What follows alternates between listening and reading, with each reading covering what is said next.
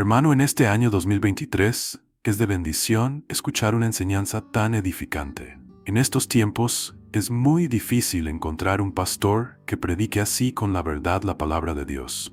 Saludos desde Colombia. Dios mío, este hombre tiene sabiduría que me encanta, porque Dedis lo sigue usando para llenarnos de conocimientos de interés mundial. A pesar de años, las predicas sigue siendo muy interesante y como si fuera de hoy. Increíble, y además en su propio idioma, en su propia lengua, para que usted pueda saber lo que Dios dijo, lo que Dios manda y lo que Dios no manda.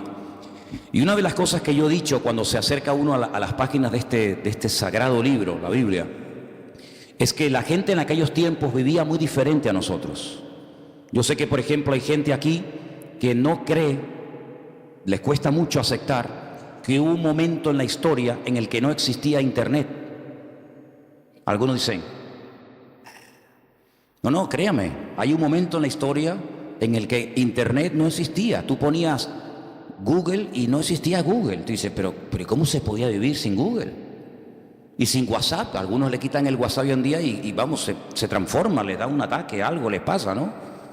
Pues hubo una época en la que se vivía sin televisión en color. Y usted dice, ¿cómo era la televisión? ¿En blanco y negro?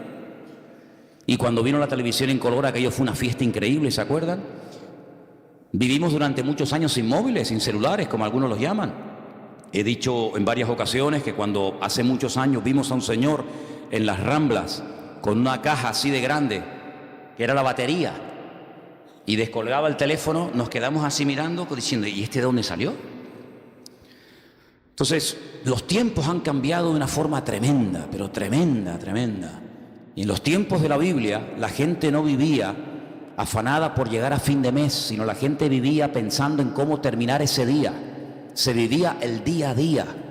Por eso el pasaje que vamos a leer ahora refleja y explica muy bien que la bendición de Dios se prometía para el día a día. Hoy en día estamos acostumbrados a planificar el mes, ¿no? Cobramos el sueldo, cobran el sueldo y dicen, bueno, esto para el teléfono móvil, esto para la luz, esto para el agua, esto para los gastos de no sé qué, y se planifica el mes. Eso no existía, esa no era la mentalidad de aquellos tiempos. La mentalidad era vivir el día a día. Basta a cada día su propio afán o su propio mal, dice otra versión, ¿verdad?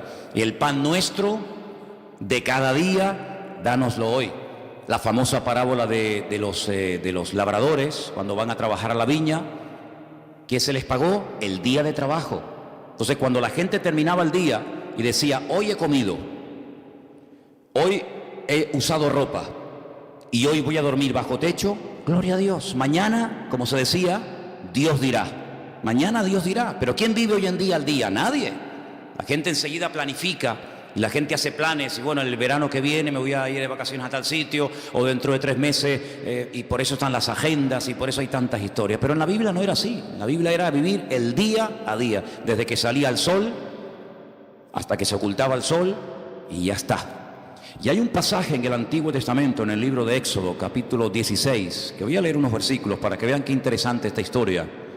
Y dice, viendo los hijos de Israel, se preguntaron unos a otros, ¿y esto qué es? Ustedes saben la palabra maná, ¿no? Maná. La palabra maná en hebreo significa, ¿qué es esto? Maná, majú, ¿qué es esto? Y por eso la palabra maná, que uno dice, bueno, ¿y qué significa? Significa literalmente, ¿qué es esto? Pues dice aquí, cuando vieron aquello, dijeron, ¿qué es esto? Porque no sabían qué es lo que era. Entonces Moisés le dijo, este es el pan que el Señor os da para que coman. Esto es lo que el Señor os ha dado. Recoged de él cada uno según lo que pudiera comer. Un gomer por cabeza, conforme al número de vuestras personas. Tomaréis cada uno para los que están en su tienda. Los hijos de Israel, dice versículo 17, le hicieron así. Unos recogieron más y otros recogieron menos. Y lo medían por gomer, y no sobró al que había recogido mucho, ni faltó al que había recogido poco. Cada uno recogió conforme a lo que había de comer. Moisés les dijo, ninguno deje de ello para mañana. Algunos decían, ¿y si mañana no cae el maná? ¿Y si pasado mañana se agota? Vamos a recoger el lunes, para el martes, para el miércoles y para el jueves. Siempre ha habido gente así, ¿no? Pero el Señor le dijo, no.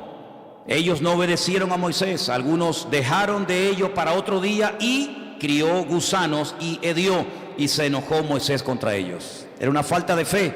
Creer que al día siguiente el Señor no iba a derramar su fidelidad era una falta de fe. Hoy ha caído el maná, sí, mañana otra vez y pasado otra vez, no se preocupen. Y lo recogían cada mañana, cada uno según lo que había de comer, y luego que el sol se calentaba, se derretía. No sé si han visto seguramente en alguna feria, en algún lugar por ahí, esa gente que tiene como si fuera un caldero y van haciendo una cosa así y crean como ese algodón. ¿Lo habéis visto? Ese algodón de azúcar que cuando lo coges con la mano te empegosta todo. El maná era algo así, era algo muy parecido a eso. El Señor les dijo, cada día ustedes van a ver una demostración de mi fidelidad. Cuando ustedes se levanten, ya el maná está allí. No van a tener que esperar a que caiga. Es decir, yo voy a ir siempre delante de ustedes. Cuando ustedes se levanten el lunes, ustedes recojan todo lo que vayan a comer para el día lunes. Y cuando se levanten el martes, recojan lo que vayan a comer el martes, y así sucesivamente. Pero había gente que dudaba. Había gente que decía, vamos a recoger para 3 o 4 días por si acaso. Vamos a recoger para toda la semana. ¿Y qué pasaba? Se les echaba a perder. Porque el Señor les estaba enseñando al pueblo en el desierto depender cada día de la bendición y de la fidelidad del Señor. Parece como que eso ya no forma parte de nuestro estilo de vida, pero así es como deberíamos realmente vivir los creyentes. Hoy el Señor me ha bendecido, hoy el Señor me ha ayudado, hoy puedo dormir en mi cama, hemos comido, fíjate tú, hemos desayunado, almorzado, otros han merendado antes de venir al culto, otros antes de irse se ponen allí en el mostrador también a picotear, luego llegan a casa, vuelven a comer. Hermanos, Dios es fiel. ¿Cuál es la garantía de que mañana Dios me va a suplir mi necesidad? Que hoy me la ha suplido. ¿Cuántos dicen amén? Como Él no cambia, si Él hoy ha sido fiel, mañana otra vez volverá a ser fiel. Y yo tengo que fiarme de Dios. Yo tengo que depender del Señor, no de mes a mes, sino como dice la Biblia, el pan nuestro de cada día, dánoslo hoy. ¿Cuántos de los que están aquí hoy han comido?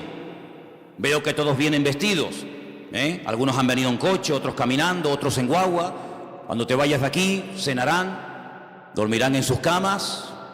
¿Qué más queremos, hermanos? Dice la palabra de Dios, teniendo sustento y abrigo, estemos contentos con esto. ¿De dónde nace ese afán, ese agobio de venga y más y más? ¿De dónde nace? ¿De la Biblia? No. ¿De una relación sana con Dios? No, Señor.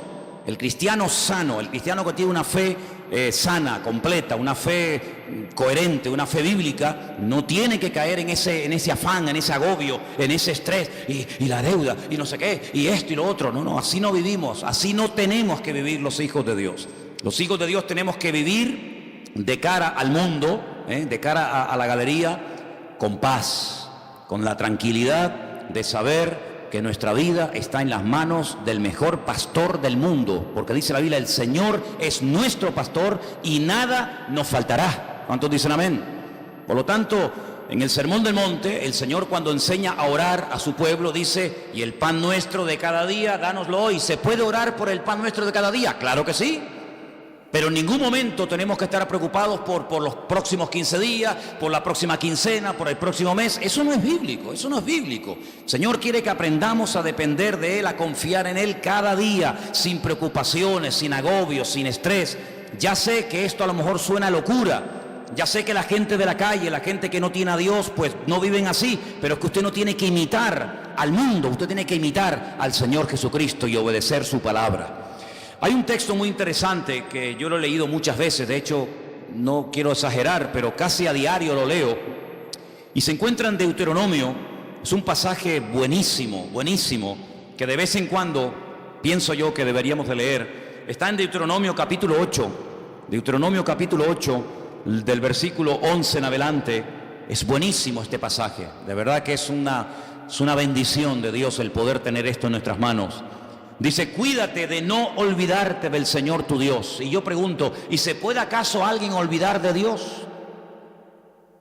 Porque te puedes olvidar, no sé, de las llaves, del móvil. Te puedes olvidar de dónde dejaste el coche. Yo me acuerdo hace años, venía por la calle esta de la iglesia con el casco de la moto en la mano.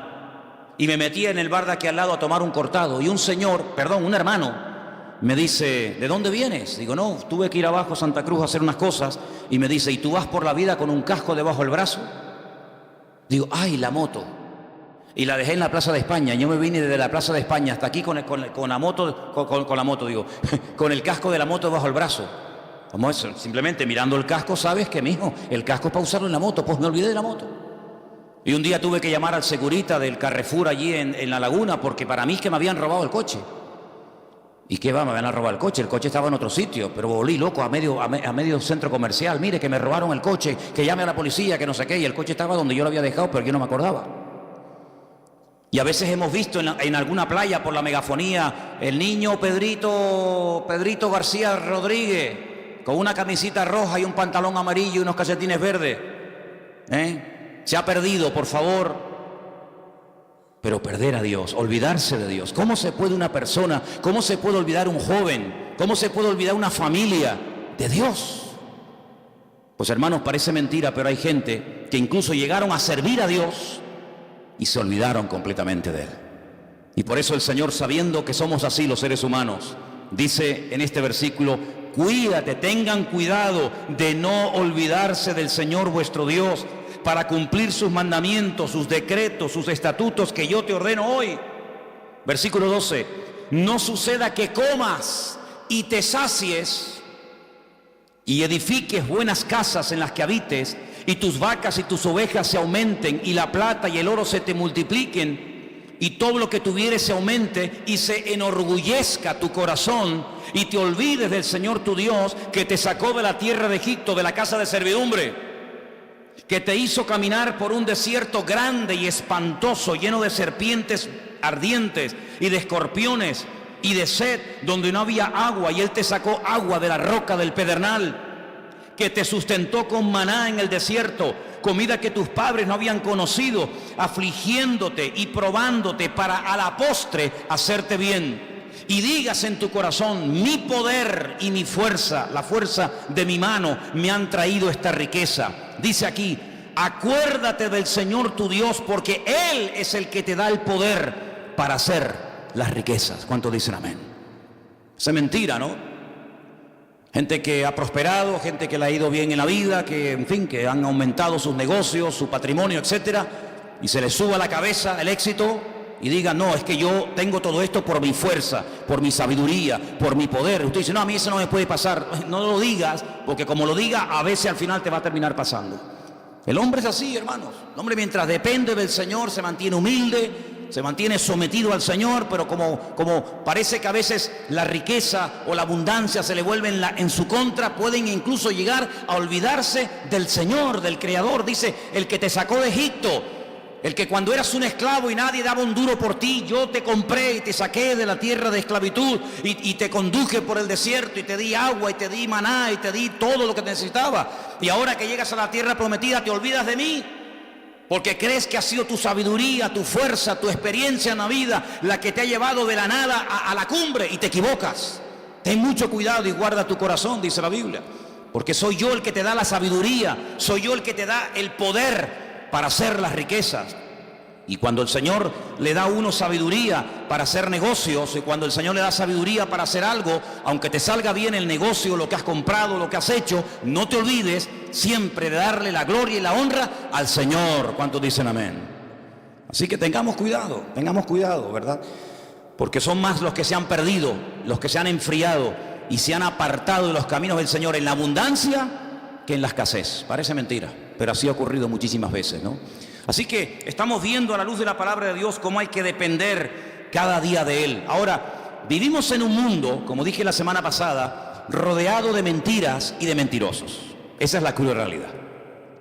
Vivimos en un mundo en donde los principios y los valores están al revés.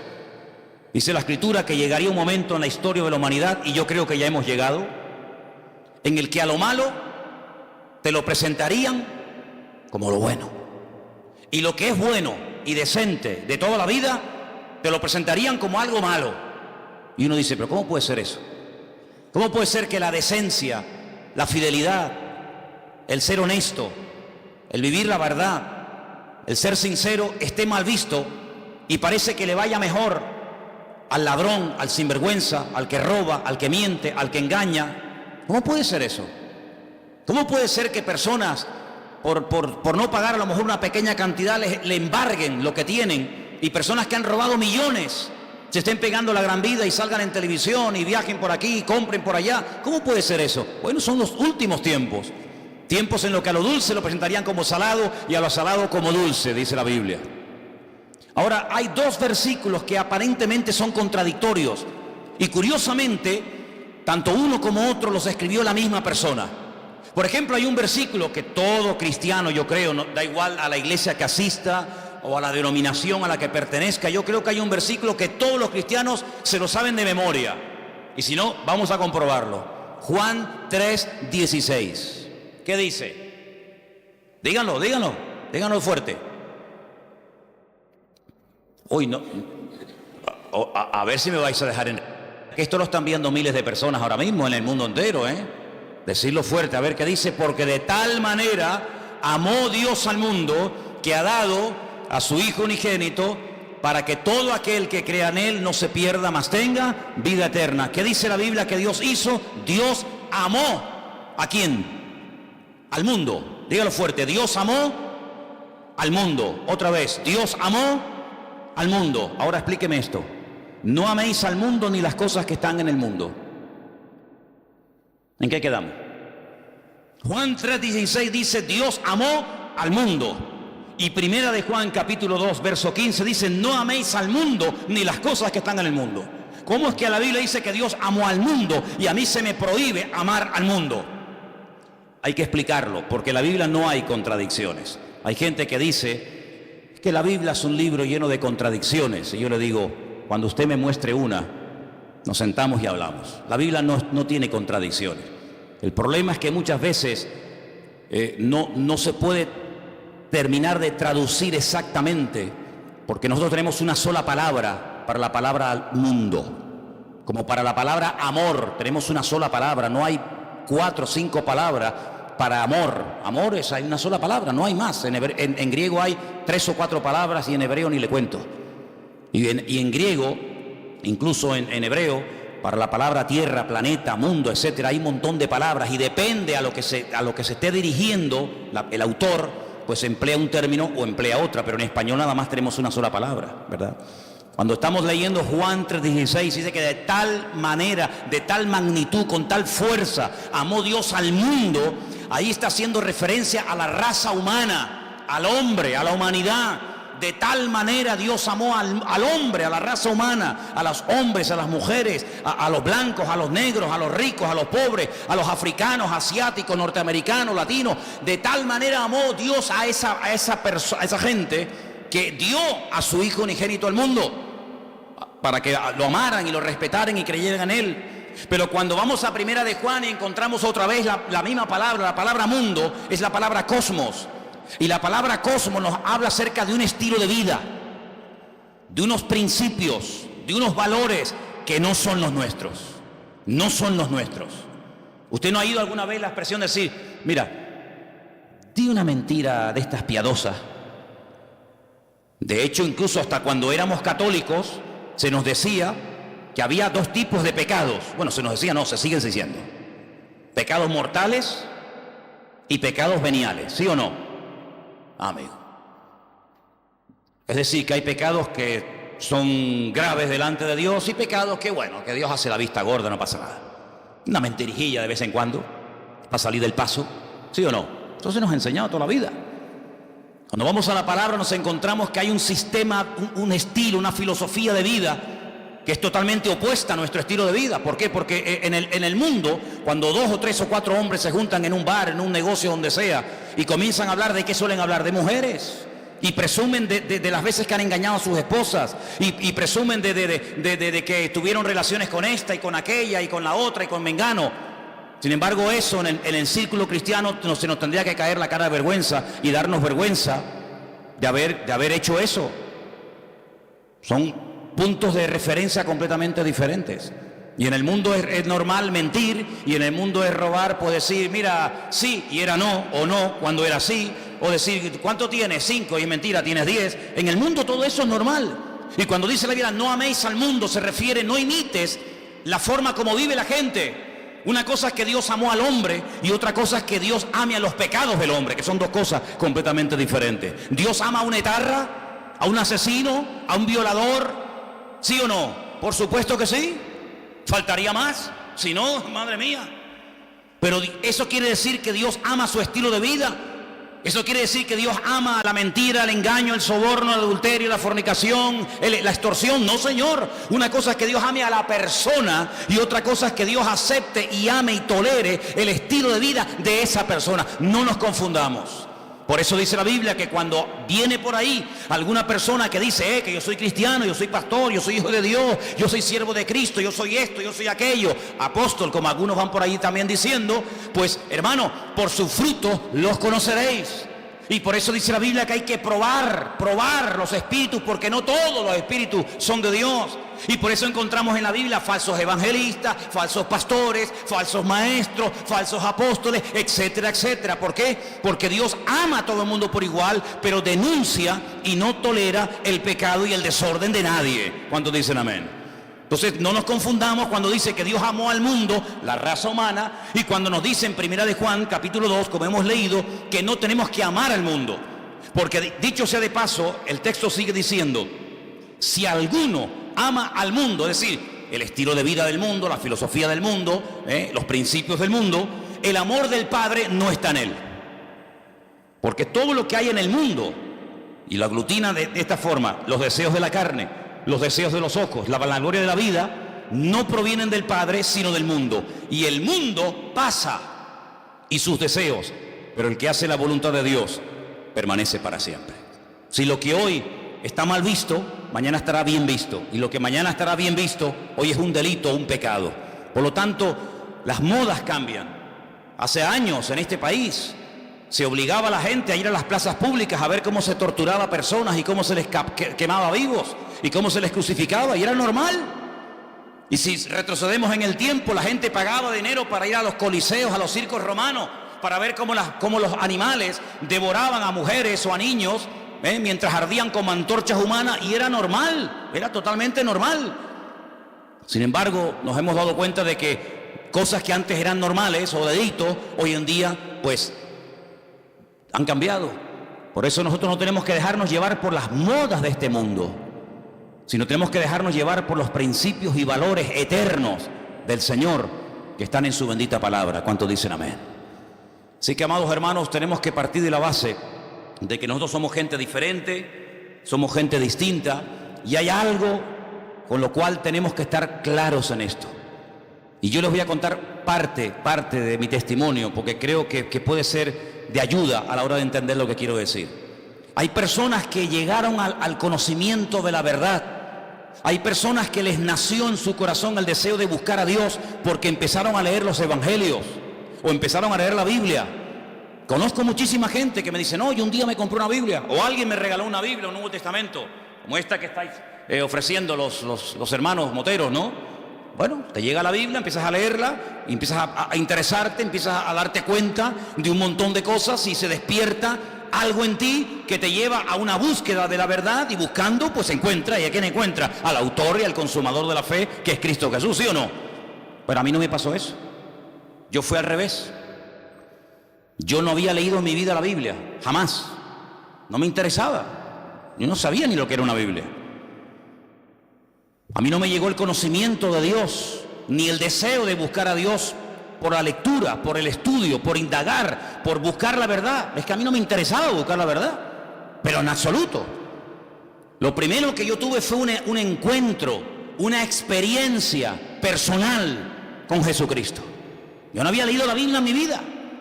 Entonces, cuando yo entré por primera vez en mi vida a una iglesia, yo le dije literalmente a Dios, es que yo no creo en ti. Es que yo no creo en ustedes, yo no creo en pastores, ni en iglesia, ni en Biblia, ni en cura, yo no creo en nadie. Yo tenía un montón de problemas físicos, espirituales, de toda índole. Pero yo desafié a ese Dios del cual ese hombre estaba esa tarde predicando allí, y le dije, bueno, si tú existes, no es que dije, como tú existes, no. Si tú existes, ayúdame a salir de este infierno en el que yo estoy. Y cambia mi vida, y ayúdame, y libérame. etcétera, etcétera. Y Dios lo hizo. Y mucho tiempo después, o unos meses después, comencé a leer y a leer y a leer y a leer y a estudiar y a memorizar capítulos y capítulos de la Biblia. Y a través de la Biblia, pues claro, lógicamente fortalecí mi fe. Pero no fue primero la teoría y después la práctica. En mi caso fue al revés. Primero fue la experiencia, la práctica, y luego fue el conocimiento. Y por eso hay muchas personas que a veces titubean, porque claro, comenzaron a leer la palabra y después tuvieron una experiencia personal con Cristo. Pero cuando uno tiene una experiencia personal con Cristo, a mí no me mueve nadie de la fe que yo tengo en el Señor. Porque a mí los demonios que tenía no me los sacó ningún pastor, a mí me los sacó directamente mi Señor Jesucristo. Y el que me transformó la vida no fue una predicación de un reverendo o de un apóstol, o como radio se llame, sino que directamente mi Señor y mi Dios me liberó y me transformó y me rompió completamente. Y después comencé a leer su palabra. Y por eso hay gente que lee la palabra y después tiene la experiencia, si es que la llegan a tener, y por eso a veces dudan de haber interpretado correctamente el texto y lo habré interpretado mal, y en vez de resulta que era así, resulta que era asado. Yo no tengo la más mínima duda. Yo he hablado con budistas, he hablado con gente que practica el Islam, he hablado con rabinos judíos de todo tipo, cerrados, abiertos, de toda índole, y yo cada día estoy más firme en mi fe.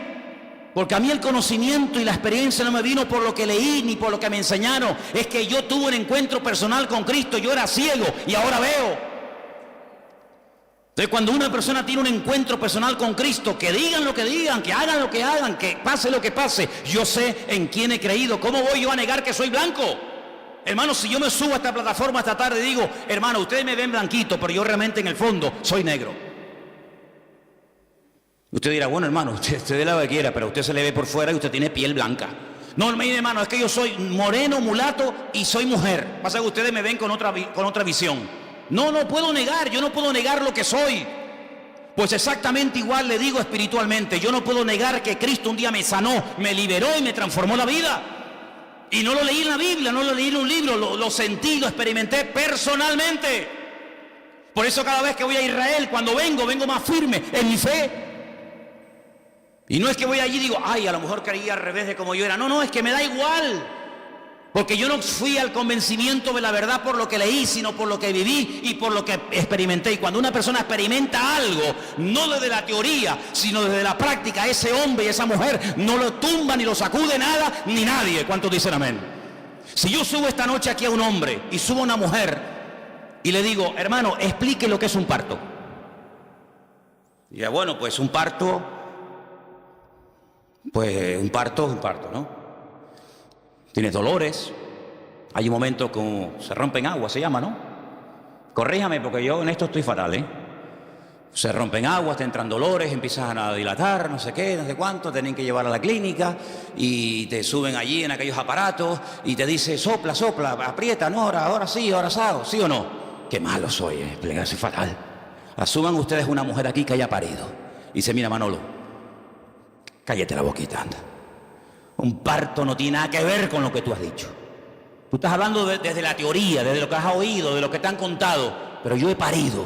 Y un parto es esto y esto y esto. ¿Quién puede dar mejor una información de lo que es un parto? ¿Yo? ¿O una mujer que ha parido? Evidentemente una mujer que ha parido.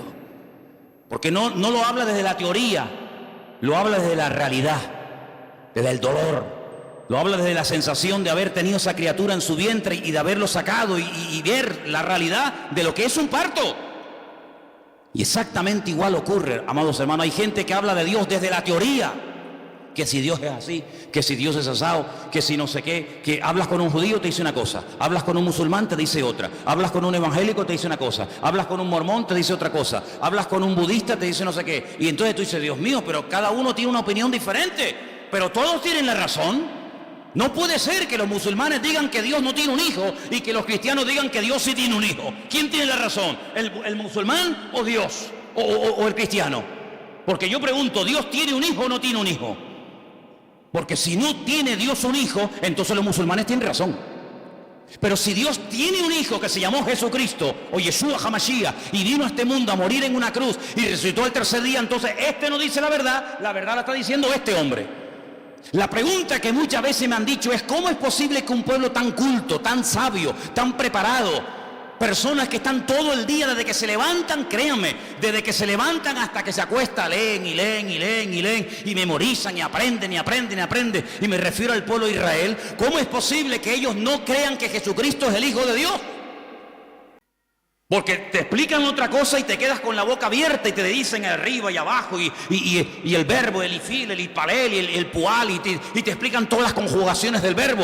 Pero cuando hablamos de Jesucristo no tienen ni idea. Y uno dice: ¿cómo es posible que nosotros, que no hemos sido criados en este ambiente, por lo menos yo, tengamos las ideas más claras y podamos explicar, no desde la teoría de un libro, sino de la experiencia personal, quién es y quién no es Jesucristo?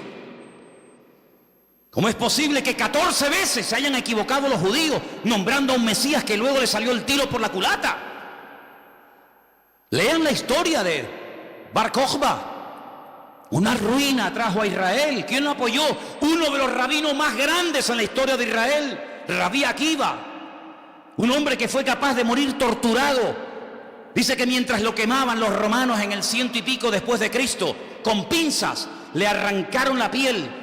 Y todos los trocitos de piel que le quedaban con un cepillo de púas se la arrancaron.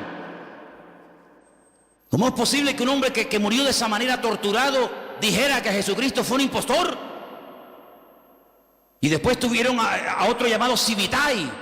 Y ese fue una ruina total, porque la mayoría de los judíos del mundo entero lo reconocieron como el Mesías.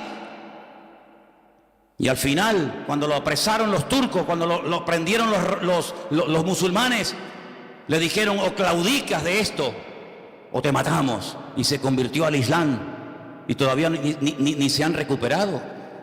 ¿Y cómo es posible que hace unos años en todas las calles de Israel, en los taxis, en las guaguas, en los colegios, en la radio, en la televisión, por todas partes había pancartas: que viene el Mesías, que viene el Mesías, que viene el Mesías, el viejito Lubavitch, un viejito así chiquitito? Ese es el Mesías. Y resulta que se murió. Y todo el mundo dice: uy, ¿ahora? Y ahora eso que le estaban esperando y lo habían proclamado como el Mesías, dice: no se preocupen, de un momento a otro resucita y viene y está entre nosotros otra vez. Y yo digo: Dios mío, ¿cómo es posible que esa gente tan culta y repito, tan sabia y que profundiza tanto la Escritura se hayan equivocado tantas veces? No una, ni dos, ni tres, ni cuatro, muchas veces proclamando a falsos Mesías. Bueno, es que eso está escrito. Eso no es producto de la casualidad. Es que eso ya lo profetizó el Señor en el libro de Isaías capítulo 29. Y quiero leértelo para que veas, es algo impresionante. Que lo que les ha ocurrido estaba escrito, estaba profetizado. Y no nos tiene que sorprender. Y dice en Isaías capítulo 29, a partir del versículo 10... ceguera e hipocresía de Israel. Fíjate qué curioso el capítulo, ¿no? Yo sé que los nombres de los capítulos no son, digamos, inspirados, originales, pero solamente se le llama a este capítulo la ceguera espiritual de Israel. Y mira lo que dice aquí. Porque esto se escribió antes del nacimiento de Cristo, no se escribió en el Nuevo Testamento. Ah, claro, eso lo escribió Pablo, lógico. Es normal que Pablo o Pedro o Juan o Santiago o Mateo digan eso. No. Esto lo escribió Isaías antes del nacimiento de Cristo. Cómo él proféticamente recibe la revelación de cómo iba a actuar esa gente. Y dice así: porque el Señor derramó sobre vosotros espíritu de sueño. Esto es un judío hablándole al pueblo de Israel. Dios derramó sobre vosotros espíritu de sueño y cerró los ojos de vuestros profetas y puso velo sobre las cabezas de vuestros videntes. Ah, ahora entiendo. Ahora entendemos, claro. Y os será toda visión como palabras de libro sellado. Por eso leen y leen y leen y leen y memorizan y aprenden y no entienden. El cual si dijere al que sabe leer y le dijeren: lee ahora esto, él dirá: no puedo, porque está sellado. Y si se le diera el libro al que no sabe leer, le dicen: lee ahora esto, y él dice: es que no sé leer. Dice pues el Señor, escucha bien la explicación de Dios, estas son las palabras de Dios al pueblo de Israel: porque este pueblo se acerca a mí con su boca y con sus labios me honra, pero su corazón está lejos de mí. Y su temor de mí no es que un mandamiento de hombres, como dice otra versión, más cercana al original, un mandamiento enseñado y aprendido de memoria, que les ha sido enseñado. Por tanto, he aquí que nuevamente excitaré yo la admiración de este pueblo con un prodigio grande y espantoso, porque perecerá la sabiduría de sus sabios y se desvanecerá la inteligencia de sus entendidos. Ahora puedes ver cómo un niño en la escuela dominical, un domingo a la tarde, es capaz de ver en Juan capítulo 1 cómo el Verbo, que en un principio era Dios, se hace hombre, se humana, se encarna y habita entre nosotros, y vemos su gloria, y no tiene ningún problema en aceptar eso. Y después te encuentras a un hombre que lleva 70, 80 años de su vida leyendo 16 horas por día la Biblia, de por la mañana hasta por la noche, y es incapaz de ver a Cristo en las Escrituras. ¿Por qué? Porque el profeta Isaías dijo: en los últimos tiempos derramaré un espíritu de ceguera en vuestros videntes, en vuestros profetas, en vuestros sabios, de tal manera que van a leer y dice como que no lo puedo leer porque no lo entiendo. Es como si estuviera sellado. Increíble, increíble. Ya sabemos que en los últimos tiempos el Señor tratará de una forma especial, pero lo importante es que todos y cada uno de nosotros valoremos el hecho de haber podido entender el Evangelio, porque haber entendido el mensaje, el propósito por el cual Cristo vino a este mundo nos ha cambiado la vida, ¿sí o no?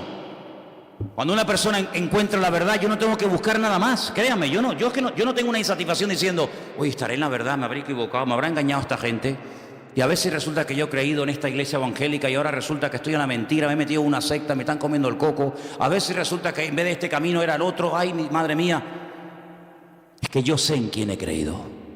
Yo no me convertí a la iglesia evangélica, yo no soy representante de la iglesia evangélica, yo soy embajador de Cristo, y Cristo fue el que cambió mi vida. Y me reúno aquí porque con ustedes me siento a gusto y porque creo que todos tenemos una experiencia en común. Pero si así no fuera, probablemente buscaría otro lugar donde poder congregarme, pero no porque me haya convertido a una iglesia llamada iglesia evangélica. Yo no me he convertido a nadie, ni he cambiado de religión. Yo he pasado de muerte a vida, porque Cristo ha perdonado todos mis pecados, y de ahí no me muevo ni a palo. ¿Cuántos dicen amén? Y por eso tenemos que tener bien claro, ahora que se nos está yendo el año, ahora que estamos llegando a la recta final, ¿estás hoy más firme en tu fe que el 1 de enero? ¿Estás hoy más firme, más bien anclado en las cosas del Señor que hace 4 o 5 meses atrás? Espero que sí. ¿Cuántos dicen amén? Quiero leerles un versículo en esta tarde.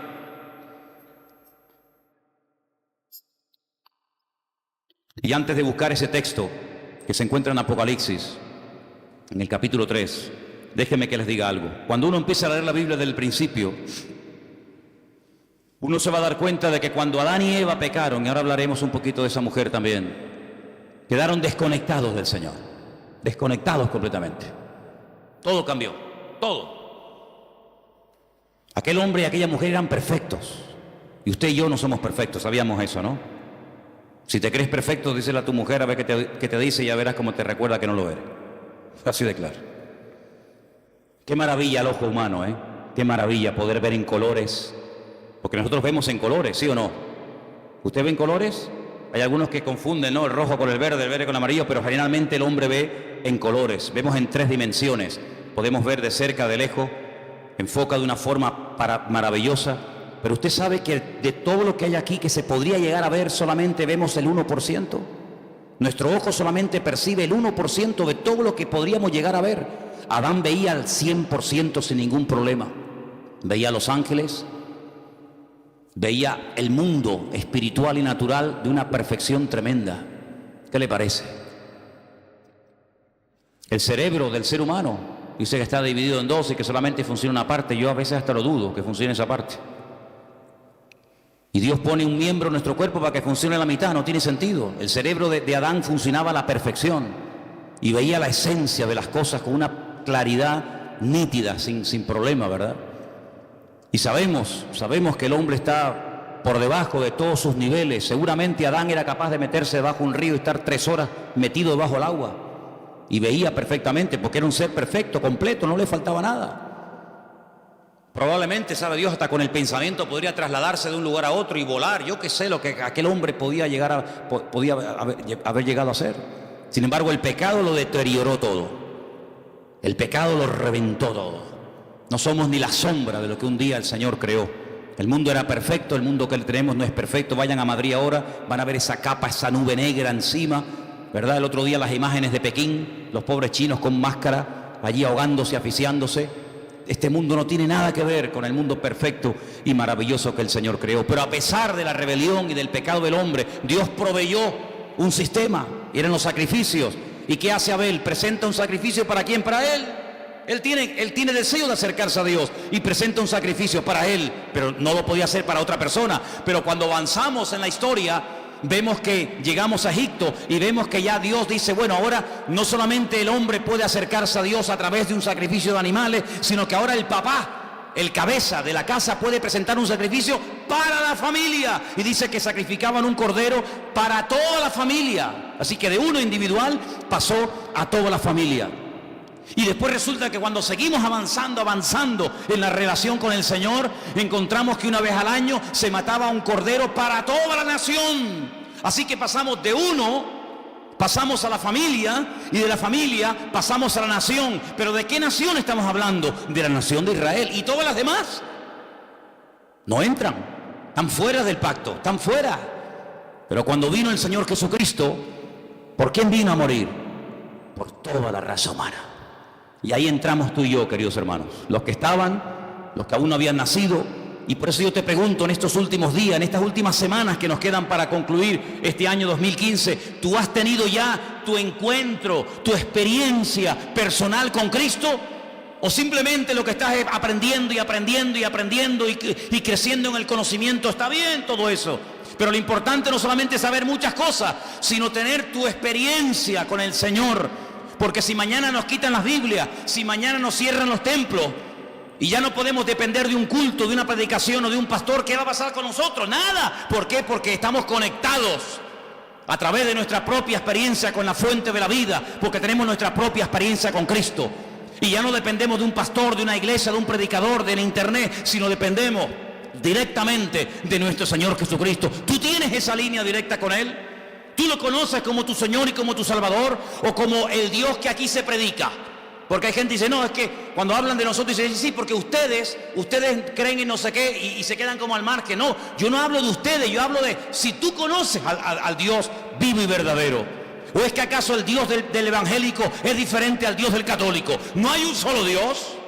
Bueno, pues a ese único Dios del cual hablamos y predicamos, ¿lo conoces personalmente? ¿Tienes un encuentro con Él? ¿O para saber algo de Él tienes que buscar en Mateo? ¿O para saber algo de su esencia y de su carácter tienes que ir a los Salmos o al Apocalipsis o por aquí y por allá? No hace falta que vaya por aquí y por allá, porque yo sé quién es y conozco a mi Padre y sé lo que le agrada y lo que no le agrada. La gente más espiritual, la gente que más creció en su relación con el Señor, nunca leyeron la Biblia, porque no la tenían. Abraham no leyó nunca la Biblia. Jacob, Isaac, José, personas que nunca leyeron la Biblia, pero ellos conocían a Dios, no por lo escrito, sino por lo que habían experimentado. Y José era capaz de rechazar a la mujer de Potifar, diciendo, ¿cómo voy yo a pecar contra mi Dios? Pero hijo, ¿dónde está escrito que eso es pecado? Aquí en mi alma está escrito, porque yo conozco la voz de mi Señor y sé lo que le agrada y lo que no le agrada. Aunque nunca haya leído la Biblia y aunque nunca me haya congregado en ninguna parte, yo conozco a mi Dios y sé que a mi Dios eso no le agrada. Y eso es a lo que tenemos que llegar, hermano, a tener un encuentro personal con Cristo. Y por eso hoy comí, hoy cené, hoy vengo vestido, pues mañana me voy a levantar con la seguridad de que se va a volver a repetir otra vez lo mismo. ¿Por qué? Porque grandes son sus fidelidades cada mañana y cada día. ¿Cuántos dicen amén? Apocalipsis capítulo 3, el texto que les quería leer, dice que Él, por cuanto hemos guardado su palabra y no le hemos negado, ni con los hechos, ni con las palabras, nos guardará de la hora de prueba que ha de venir sobre todas las naciones de la tierra. El otro día, creo que lo comenté y termino, decían que en los estatutos, en las leyes de la ONU, hay un artículo que dice que cuando 5 naciones pelean, cuando 5 naciones, digamos que entran en un conflicto bélico, en ese artículo se encuentra la expresión de que ya se puede hablar de una tercera guerra mundial. En este momento hay 10 naciones, no 5, 10 naciones peleando contra un enemigo en común. Y por eso ellos dicen que oficialmente ya se puede decir, ya se puede declarar que estamos ya en una tercera guerra mundial, donde Inglaterra, Francia, Estados Unidos, Rusia, Arabia Saudita, etcétera, etcétera, ya han entrado en un conflicto que no tiene marcha atrás. Estamos en la recta final no solamente del 2015, estamos en la recta final de la historia de la humanidad. Y en estos últimos tiempos, el Señor todavía sigue llamando a los corazones de los seres humanos. En estos últimos tiempos todavía el Señor tiene interés por ti y por mí. Yo no sé qué ha visto en nosotros, pero Dios no va a parar hasta que tú le entregues tu vida y hasta que tú le entregues tu corazón al Señor. Y yo doy gracias a Dios de que Él se ha empeñado en salvarme, de que Él se ha empeñado, está empecinado en transformar mi vida. Claro, uno siempre se escuda, ¿no? No, es que yo soy no sé qué, es que no. Mira, solamente sé una cosa. Da igual dónde hayas nacido, da igual la religión que hayas practicado, tal vez ninguna. La cruda realidad es que todos delante de Dios estamos desnudos y todos urgentemente le necesitamos. No hay un verdadero cambio. Una persona puede cambiar y estar una temporada buena, pero eso no es lo que yo buscaba. Porque yo también, cuando estaba sin Cristo, también tuve mis buenas temporadas. Fueron las mínimas. Pero aquí lo que queremos no es solamente cambiar, dejar ciertas y determinadas cosas o hábitos o sustancias o me da igual. No. Aquí lo que queremos es cambiar de vida. Y no se puede cambiar de vida, no se puede estar permanentemente sin meter la pata, perdonen la expresión, no se puede estar permanentemente, digamos, viviendo en victoria y en bendición, no se puede, es imposible. Y usted dice, bueno, ¿qué esperanza me está dando este hombre? Humanamente, ninguna. No hay posibilidad de cambiar, solamente a través de Cristo Jesús. ¿Cuántas personas lo han intentado? Curas de sueño, acupuntura, de todo lo que te puedas imaginar. Tarde o temprano vuelven otra vez al mismo rollo. Porque no hay libertad verdadera hasta que conozcas a Cristo Jesús.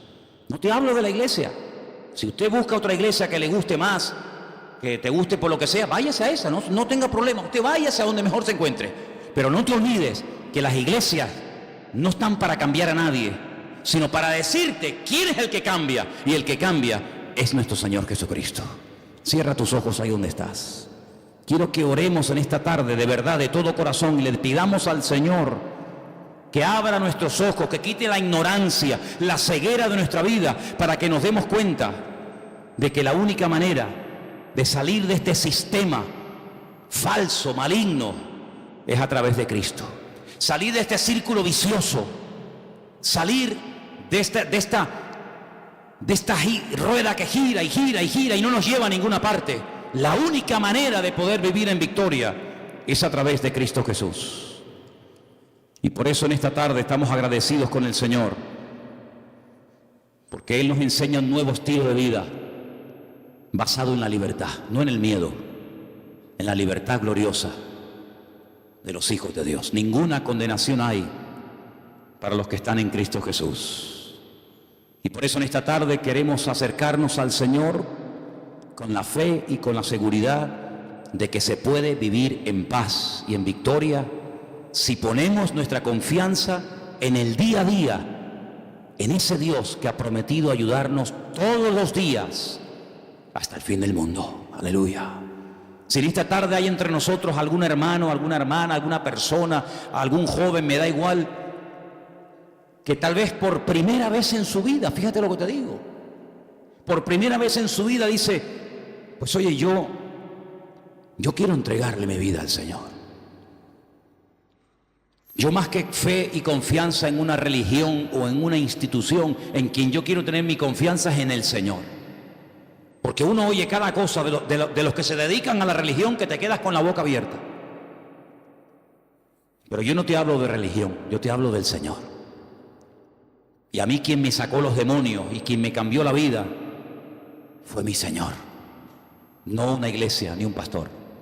Y yo te hablo de ese Señor que te ama, y te quiere liberar y te quiere bendecir. Si tú le quieres entregar tu vida a Él, ahora es el momento y el lugar idóneo para decir: yo le entrego mi vida a Jesucristo. ¿Hay alguien? ¿Quieres levantar tu mano y oro por ti un momentito? ¿Alguien le quiere entregar su vida al Señor por primera vez? Dios te bendiga. Dios te bendiga, valiente. ¿Alguien más? Alguien más que dice: yo también le quiero entregar al Señor mi vida. Y quiero pedirle: Dios le bendiga. Gloria a Dios. ¿Alguien más? Dios le bendiga a ti también. Gloria a Dios. Hay 4 personas esta tarde que han levantado su mano, 5. Bendito. Que le están diciendo al Señor: Señor, yo quiero cambiar de vida. Ahí donde estás, no hace falta ni que te levantes. Yo quiero pedirle a toda la iglesia que me ayude en esta oración. Repitan conmigo: Señor Jesús, en esta tarde te damos gracias porque tú nos has amado y diste tu vida por nosotros.